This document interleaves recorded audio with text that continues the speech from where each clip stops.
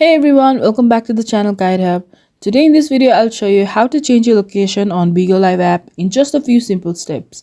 First, open the Bigo Live app on your phone.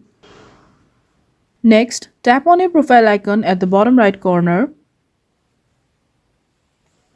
Now again, tap on the profile icon at the top right corner. Here you can see your profile's basic information. Now, tap on the edit icon at the top right corner.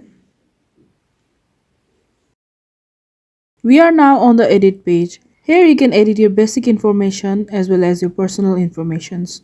Now scroll down to find the location section. Under personal information, tap on the hometown option. First, remove the current country or region by tapping on the cross icon.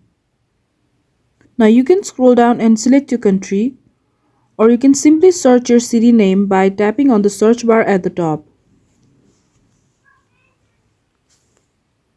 Tap the country, then tap on confirm at the top right corner.